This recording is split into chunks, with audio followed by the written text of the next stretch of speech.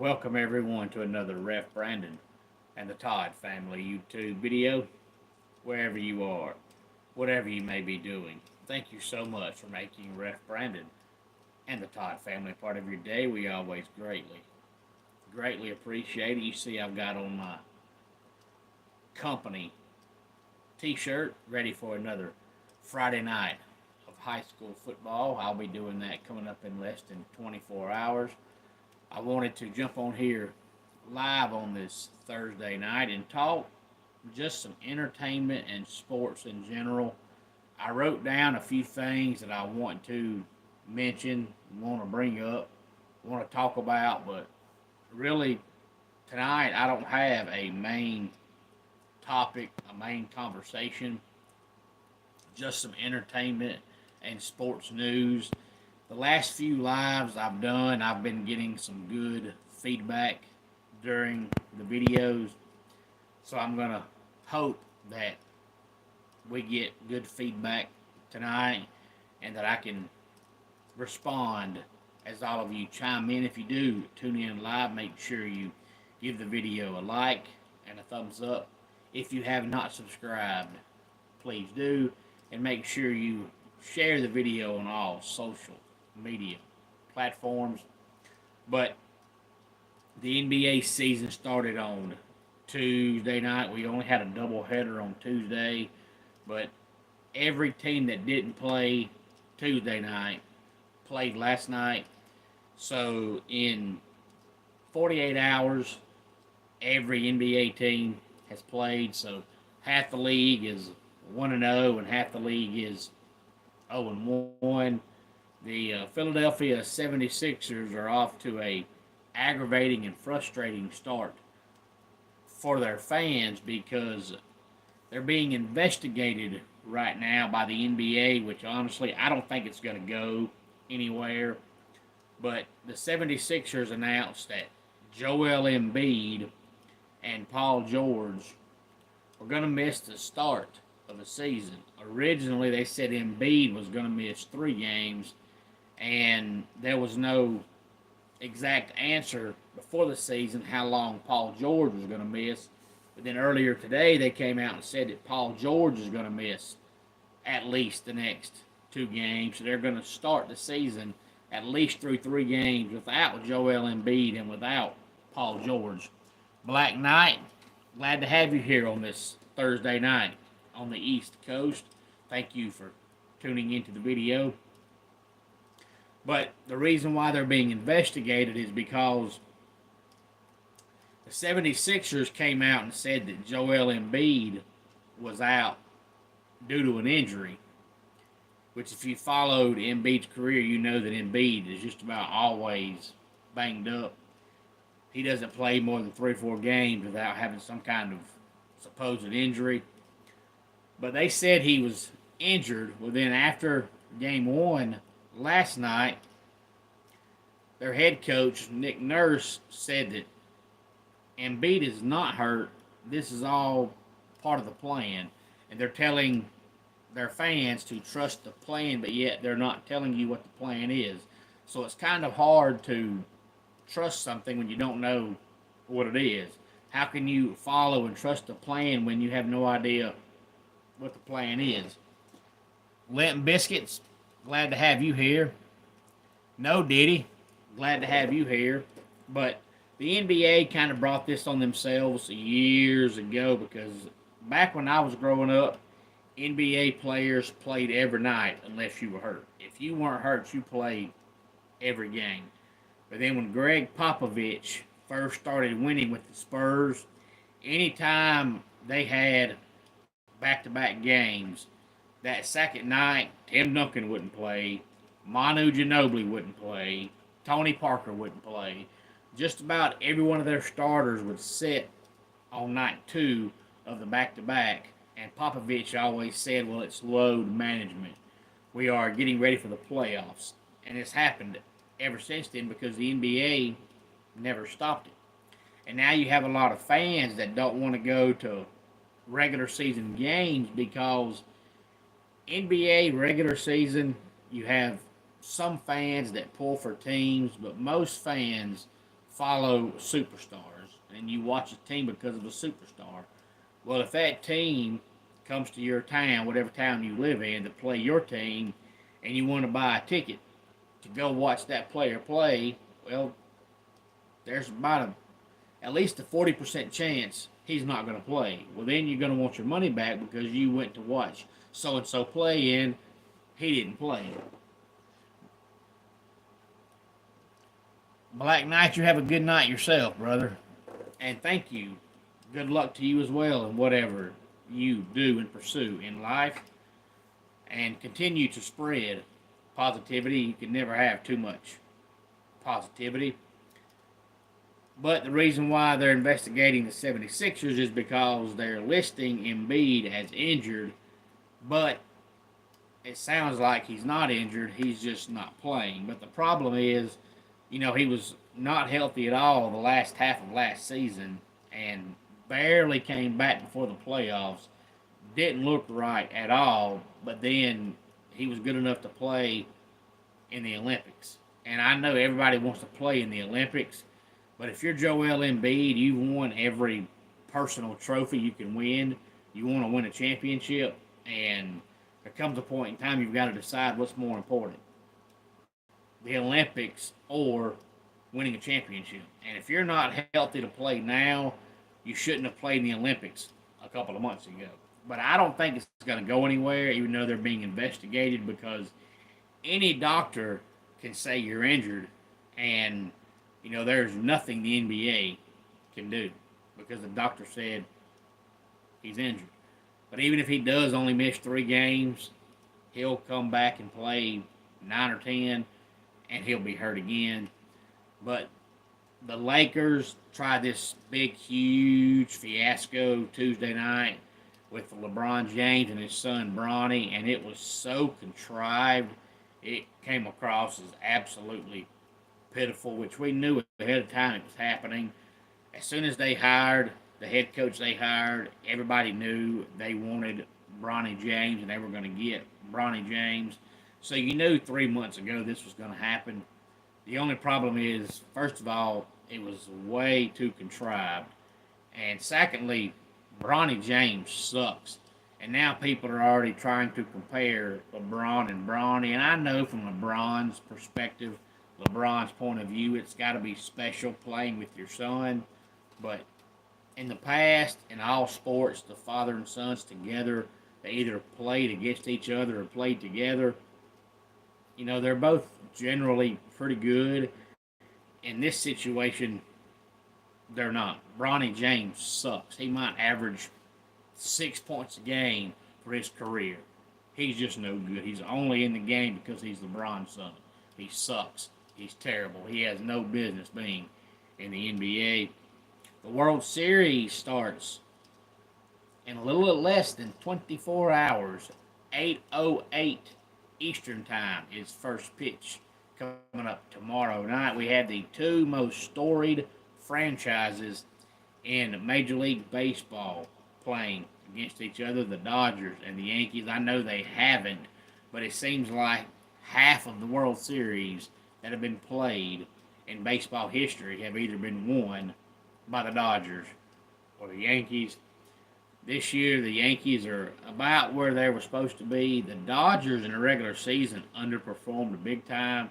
They were picked to win like 115 games, 112 games, somewhere along in there, and they didn't quite win 100 games, but they're in the World Series. So if they win the World Series, they're not going to say, man, disappointing.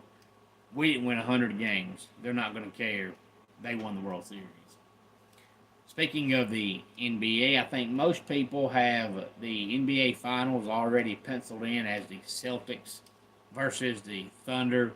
But of course, I'm sure that's not what's going to happen. A few people have said it's going to be the Celtics and Mavericks again. But first of all, you very, very rarely see back-to-back finals with the same 2 teams. But it's hard to not put the Celtics there because they were the best team in basketball last year roster-wise.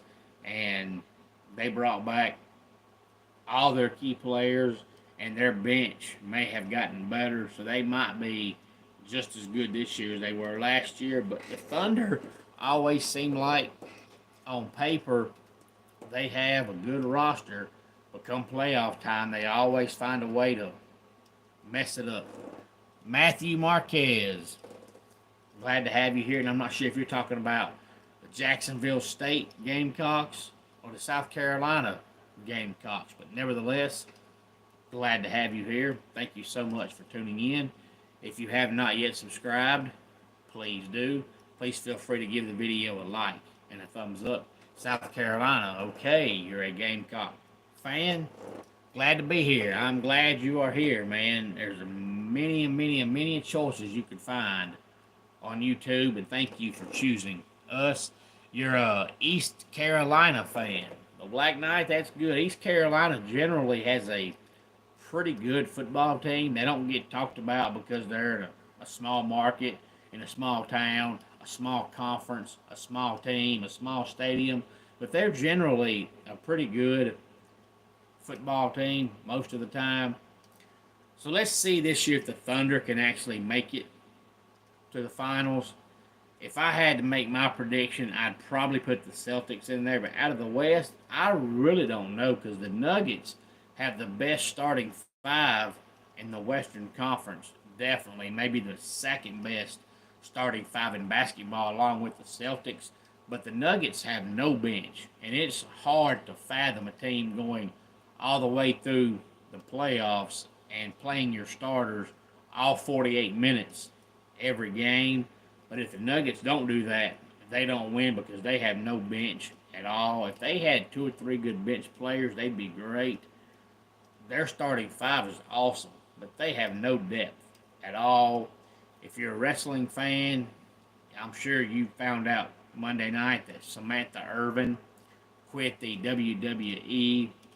Now, there was some reports that came out on Tuesday that said everybody was surprised when she quit, but she came out and said that's not true. She actually told them 4 or 5 months ago she was leaving. I think where the confusion comes in is that she's dating Ricochet, and Ricochet left to go to AEW, so everybody automatically assumes that's where she's going. I don't know that she will because even though I don't like Justin Roberts, I think Justin Roberts sucks.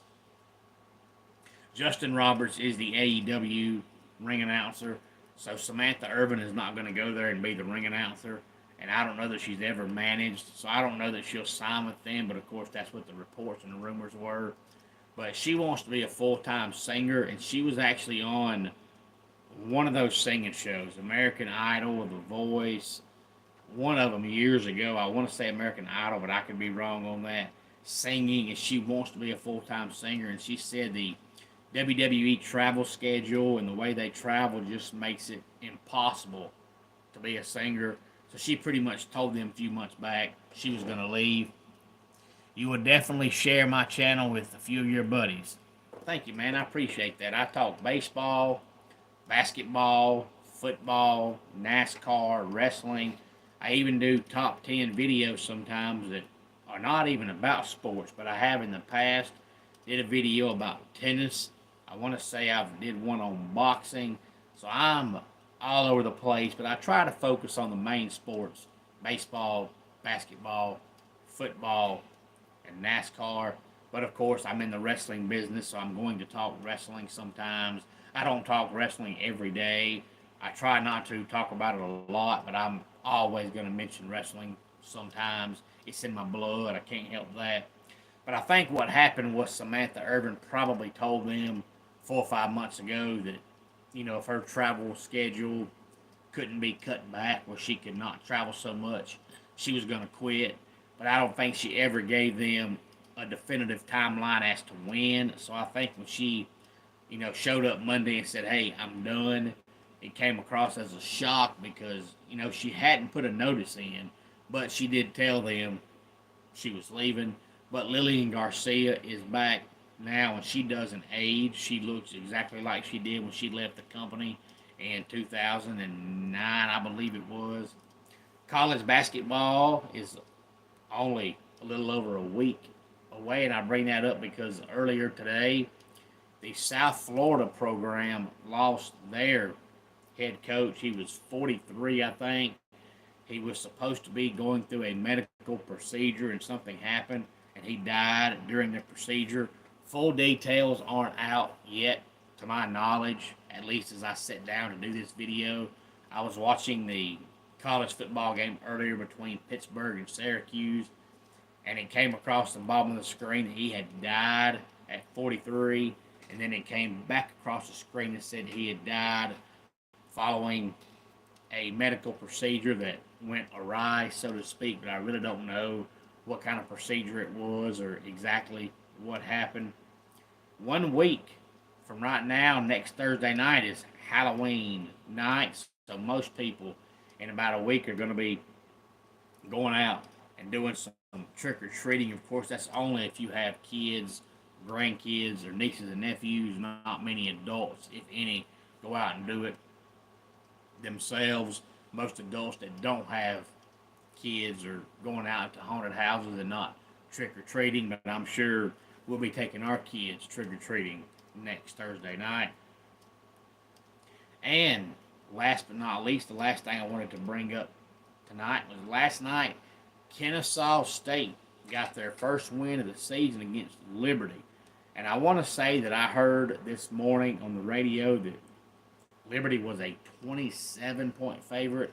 I believe that's what I heard. It was something like that. But you're talking about a team that was 0-6, and they weren't 0-6 by losing field goal games or touchdown games.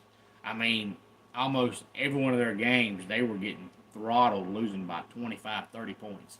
And now you play Liberty, who, according to a lot of people going into the season, they were the dark horse to be the highest finishing group of 5 team. I didn't think they would be, but a lot of folks thought they would because they've either been undefeated or a one-loss team for 3 or 4 straight years. It looked like it was going to be that way again this year, and Liberty just laid a complete egg. And Jamie Chadwell is the coach of Liberty, and he's one of those coaches that it seems like every time a big-time program has a head coach opening, they pass over him. He's coached at North Greenville. He coached at Coastal Carolina. Now he's coaching at Liberty. And everywhere he's been, he's won. But for whatever reason, he never gets called by a big-time program. They always ignore him. A lot of folks thought that before Virginia Tech hired their current head coach, Brent Pry, they were going to call Jamie Chadwell. Didn't happen. I don't know if he's a terrible, terrible interviewer, so he comes across as stupid, or if it's the fact that every school he's coached at, after about 2 or 3 years of being there, they're being investigated for some kind of recruiting stuff. So maybe everybody is scared to call him because of that. All I know is you lay an egg to a team as bad as Kennesaw State, he may not ever now get a chance to coach at a big-time Power 4 school, because losing to Kennesaw State is, it's awful. And speaking of college football, NC State quarterback Grayson McCall came out, I guess it was yesterday, and officially announced he was retiring. I'm not sure exactly when he said it, but I know that I heard about it early this morning, so my guess is he announced it last night. Getting off YouTube for the night. Have a blessed night, man. Appreciate it. But it's probably the right decision for Grayson McCall because, he had a great career at Coastal Carolina, but after the first year and a half, ever since then, he's just battled injury after injury after injury. And I personally don't think he was good enough to play in the NFL. I just don't think he's good enough. Kevron, go Tigers. Glad to have you here, man. I'm talking some Grayson McCall right now, so you tuned in just in time. I know you're a college football fan, but I personally don't think Grayson McCall was good enough to be in the NFL. He's just not that good. But even if he is good enough, according to some people, nobody's going to draft you when you're always hurt because, how do they know they're getting their money's worth out of you, even for a rookie contract? You start out in the first 3-4 years in the league and you've played 5 games, not 5 games per year, 5 games total. Nobody wants you. So even if he does have the talent, which I don't think he did, but even if he did have the talent to be in the NFL, you're never going to make it when you're hurt all the time. And he transferred from Coastal Carolina to NC State, and I think he played 1 game before he got hurt. And then he missed about 3 games, came back, first game back, he got hurt again. He's just never healthy, and he's pretty much, did all you can do in college between Coastal Carolina and NC State. And no NFL team is going to draft you because you're always hurt. So it's probably the best decision for him because I don't think he's ever going to play again. But I'm sure it's still a hard decision. But they say he's a very smart guy with a high football IQ. So he'll probably be in the game in a year or two, coaching somewhere, whether it's a quarterback coach, a wide receiver coach, an offensive coordinator, something. I'm sure he'll be in the league somewhere, either in college or NFL. He might even start out at the high school level, but I'm sure he'll be coaching somewhere in 2 or 3 seasons. Any thoughts on any of this, please feel free to let me know. Let's go ahead and get our dad joke of the day in here. Old age is when a recliner and a heating pad is your idea of a hot date. And that does it for today's Ref Brandon and the Todd Family YouTube video. Until next time, it's Ref Brandon saying, just like in pro wrestling, life can be over by the count of 3. Tell your friends and family how much you love them.